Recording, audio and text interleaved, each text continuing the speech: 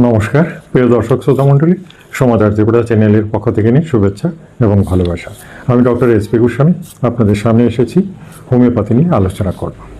আপনারা জানেন আমি আপনাদের জন্য কিন্তু প্রত্যেক দিন ভিডিও পাবলিশ করি। সহজ অসুখ বিসুখ, একেবারে জটিল অসুখ বিসুখ, সেগুলো নিয়েও এখন আলোচনা করা হচ্ছে। দেহের প্রতিটি অর্গান নিয়েও আলোচনা করা হচ্ছে।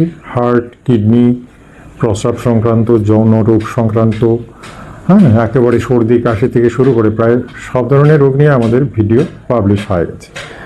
সেগুলোকে একটু একটু করে আপডেটও করা হচ্ছে, অর্থাৎ আগে যে ভিডিওটা দেওয়া হয়েছে যে রোগ নিয়ে, সেটাকে আরেকটু বিস্তারিতভাবে নতুন ওষুধ সংযোজন করে নতুন ভিডিও তৈরি করা হচ্ছে। আসুন আজকে আমি একটা পুরনো আলোচনার বিষয়ে আবার নতুন করে আপনাদের বলছি। তবে আমাদের এক্সপেরিমেন্ট অনুযায়ী যে সমস্ত ঔষধগুলো দেখা যাচ্ছে বেশি কাজ করছে, সিজনাল, অর্থাৎ প্রত্যেকটা ব্যাপারের রোগের সাথে কিন্তু একটা সিজনের সম্পর্ক আছে।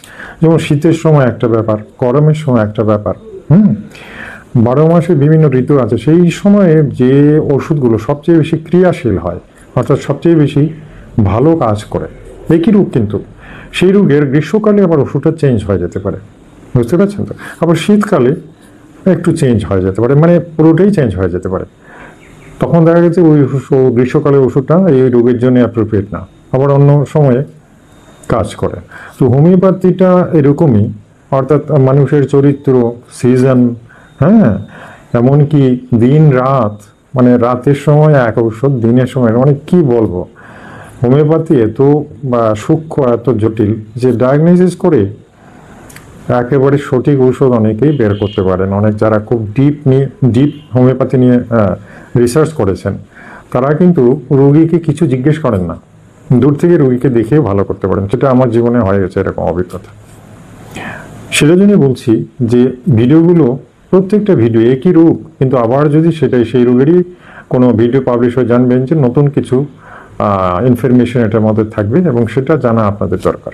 তাই আজকে পুরনো যে বিষয়, অর্থাৎ আজকের আলোচনার বিষয়বস্তু হচ্ছে অ্যাসিডিটি। অ্যাসিডিটি একেবারে কমন ডিজিজ, অর্থাৎ কিনা ম্যাক্সিমাম লোকেরা ভোগেন। আচ্ছা, এই যে শীতের সিজনে এসেছে, দেখেছেন তো, এই শীতের সিজনে আবার অ্যাসিডিটিটা কম আছে, ভীষণ কম। এখন অ্যাসিডিটি প্রায় হচ্ছেই না, কিন্তু যাদের হচ্ছে আবার ভীষণভাবে হচ্ছে। অর্থাৎ কিনা গ্রীষ্মকালে যাদের অ্যাসিডিটি, তাদের হয়তো দেখা গেল টক ঢেকুর উঠে গেছে, গলা দিয়ে লোনা জল এসে গেছে বা টক জল বের হচ্ছে। শীতকাল দেখা যাচ্ছে কোনো টক জল বের হচ্ছে না, সব কিছু ঠিক আছে, কিন্তু পেটে ব্যথা করছে, পেট ব্যথা শুরু হয়ে গেছে। ওই অ্যাসিডিটি শীতকালে দেখা গেলো পেটের মধ্যে যন্ত্রণা হচ্ছে, ব্যথা হচ্ছে, কোনো ঢেকুর উঠছে না। তাহলে বুঝতে পারছেন তো যে শীতের ব্যাপারটা একটু উল্টে গেল। একই রোগ, একই মানুষ, আবার বর্ষা এলে দেখা যাচ্ছে সেটা টক ঢেকুর হয়ে আবার একটু আরাম দিচ্ছে, মানে বেরিয়ে গিয়ে আরাম দিচ্ছে, কিন্তু শীতকালে সেটা বের হচ্ছে না, কোনো লোনা জল, টক জল বের হচ্ছে না, মাঝখানে দেখা গেল পেটে ব্যথা হচ্ছে। এরকম প্রচুর পেশেন্ট আমাদের কাছে এসছে। তখন দেখা গেল কি, আমরা যে ওষুধটা দিই, অন্য যে ওষুধটা দেওয়া হয় সেটাতে ভালো কাজ হচ্ছে। আসুন, এই জন্যই বলছি প্রত্যেকটা ভিডিও দেখা উচিত, কারণ আগের যে ভিডিওটা দেখেছেন অ্যাসিডিটি সম্পর্কে, আজকে যে ভিডিওটা দিয়েছি সেটাতে একটু নতুন কিছু সংযোজন করা হয়েছে, দেখতে থাকুন। প্রথম কথা হচ্ছে অ্যাসিডিটি কেন হয়, বুঝতে পারছেন তো? অ্যাসিডিটির লক্ষণ কি? অ্যাসিডিটির লক্ষণ হচ্ছে যাদের খুব সিরিয়াস বুক জ্বালা, বুক জ্বলে, টক ঢেকুর ওঠে, যা কিছু খাওয়া যায়, এমনকি দেখা গেছে দুধ খেয়েও অ্যাসিড হয়, দুধটাও অ্যাসিড হয়, এরকম অবস্থা আছে। এক ভদ্রমহিলা এক টুকরো আনারস খেয়েছিলেন, সেই আনারস খাওয়ার পরে ওনার এমন অবস্থা হলো যে লাস্টে উনি গলায় আঙুলকে বমি করলেন, আনারসের টুকরোগুলো বের হলো, তারপরে প্রাণে বাঁচলেন। এরকম অবস্থা, এরকম অনেকেরই হচ্ছে। বুঝতে পারছেন যে অ্যাসিডিটি ভীষণ বাজে, ভীষণ বাজে। আমাদের বডিতে যে এনজাইমটা আমাদের খাদ্য দ্রব্যকে কি বলবো, রান্না করে।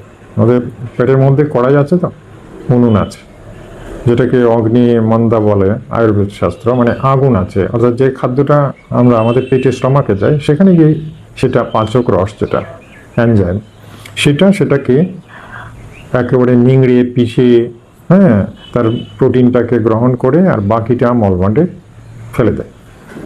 আর সেটার থেকেই রক্তে আমাদের প্রোটিন ভিটামিন এগুলো সাপ্লাই হয়, আর এ দিয়েই মানুষ বেঁচে আছে, বুঝতে পারছেন তো? তো যখন দেখা গেল অ্যাসিডিটিটা বেশি হয়ে যাচ্ছে, অর্থাৎ পাঁচক বেশি পড়ে যাচ্ছে, কন্ট্রোল নয়, এটার পাঁচক একটা পরিমাণ আছে, যে পরিমাণে সঠিকভাবে পড়া উচিত, আর পড়লে পরেই সুন্দরভাবে ডাইজেস্ট হয়। কিন্তু দেখা গেলো বেশি পড়ে গেলে মুশকিল, অ্যাসিডিটি ফর্ম করে দেয়। তো সেই ব্যালেন্সটাকে ঠিক করার জন্য যে ওষুধগুলো আছে, আমি একটা একটা করে বলছি, খুব মন দিয়ে ভিডিওটা দেখুন। গ্রীষ্মকালে হলে অন্য ঔষধ, আর শীতকালে হলে কী কী ওষুধ খাওয়া যেতে পারে এটার ব্যাপারে আমি একটু বলে দিচ্ছি। প্রথম ব্যাপারই হচ্ছে, একটা কমন মেডিসিন আছে যেটা গ্রীষ্মকালেও খাওয়া যায়, শীতকালেও খাওয়া যায়। সেই ওষুধটার নাম হচ্ছে কার্বোভেজ সংকেত। এই কার্বোভেজ ওষুধটা সত্যি এটা ম্যাজিক দেখায়, আমি দেখেছি।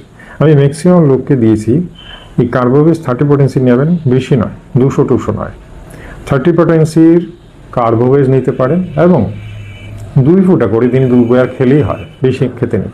2 বার করলে 2 ফোঁটা করে যদি খান, দেখবেন অ্যাসিডিটিটা অনেকটা কমে গেছে। কিন্তু যাদের গ্যাস্ট্রাইটিসের দোষ আছে, অর্থাৎ কিনা লিভারে কিছু ঘাটা হয়ে গেছে অলরেডি আগের থেকে, ঝাল মশলা বেশি খেতেন, সেটার থেকে লিভারে কিছু এফেক্ট হয়ে গেছে, তাছাড়া কনস্টিপেশন যাদের কন্টিনিউয়াস, অর্থাৎ পায়খানা পরিষ্কার হয় না, তাদের ক্ষেত্রে গ্যাস্ট্রাইটিস বা অ্যাসিডিটিটা বেশি হতে দেখা গেছে, তাদের ক্ষেত্রে বেশি হয়। তো দুটোই এই জন্যই ভেরি কমন ব্যাপার আছে। আমি বলছি একটা একটা করে। যাদের পেটে ব্যথা শুরু হয়ে যায়, গ্যাস্ট্রাইটিসের দোষ আছে, তাদের কিন্তু কার্বোভেজ শুধু খেলে হবে না, সেখানে ব্যালেডোনা 30 সেটাও খেতে হতে পারে। হ্যাঁ, 2 ফোঁটা করে দিনে 2 বার এটাও খাওয়া যেতে পারে। 3, 4, 5 দিন খেলেই হয়, দেখবেন পেটে ব্যথা তো কমে যাবে, নো ডাউট। ব্যথাও কমবে, ঘাটা কিছু থাকলে সেটাকেও একটু শুকাবে, আর কার্বোভেজ ডাইজেস্ট পাওয়ার বাড়াবে, বা বাকি সব কিছু, এভরিথিং উইল বি ওকে। বুঝতে পারছেন তো? তাহলে দুটো ওষুধ আমি বললাম। আর আরেকটা ওষুধ আমি সবসময় বলি, যেটা শীতকালে দেখা গেছে খুব ভালো কাজ করে, শীতকালে খুব ভালো কাজ করে, সেই ওষুধটার নাম হচ্ছে অ্যাসিড ল্যাকটিকাম। 2 থেকে তৈরি হয় এটা। অ্যাসিড ল্যাকটিক দারুণ ফলপ্রদ একটা ওষুধ, এটা আমি যাদেরই দিয়েছি তারাই ভালো ফল পেয়েছে। তাই আমি বলবো যে অ্যাসিড ল্যাকটিক, কার্বোভেজ, বেলেডোনা, এই 3টে ওষুধ শীতকালে যারা মানে অ্যাসিডিটি নিয়ে ভুগছেন, বুক জ্বালা, টক ঢেকুরোটা, বুকের মাঝখানে ব্যথা হওয়া, খাওয়ার পরে পেট ভারবার, অস্বস্তি, এমনকি মাথা টাথা ঘুরে, অনেকের অ্যাসিড বেশি হয়ে গেলে কিন্তু মাথা ঘুরবে, বুঝতে পারছেন? তো এই সমস্ত কিছুই কিন্তু ভালো হতে পারে যদি আপনারা এই 3টে ওষুধ কন্টিনিউ 7 দিন খেয়ে বন্ধ করে দেন। কন্টিনিউ খাবেন না, 7 দিন খেয়ে বন্ধ করে দেন, দেখবেন অ্যাসিডিটি থেকে অনেকটাই রেহাই পেয়ে গেছে। আমি এগুলো এক্সপেরিমেন্টেড, আমার এখানে যারা আসে এগুলোই আমি দিই, এবং দেখা গেছে ভালো হয়ে গেছে, অনেকেই ভালো হয়ে গেছে। ক্রনিক যাদের, তাদেরও রেজাল্টটা ভেরি গুড এসে গেছে। এই জন্য বলছি এই ভিডিওটা খুব মূল্যবান। এই ছোটো ছোটো ভিডিওগুলোতে আমি এমন সব ইনফরমেশন দিচ্ছি যেগুলো মানে কি বলবো, মোটামুটি আপনি জানবেন যে আপনার একটা বড় আশীর্বাদ, এবং আপনি ভালো হয়ে গেছেন। ঠিক আছে? আমি হোমিওপ্যাথি নিয়ে খুব গর্ব করি, কেন কি আমার এখানে তো প্রচুর লোক আসেন, এবং যাদেরই যেটা দেওয়া হয়েছে গুড রেজাল্ট এসেছে, ভালো হয়ে গেছেন, তাই পপুলারিটি বেশি আমার। শুধু ভিডিও দেখা নয়, ভিডিও তো আছে, অনলাইনে তো হচ্ছে, এছাড়া অফলাইনেও এখানে আমার ক্লিনিকে প্রচুর মানুষ ডেইলি আসছেন।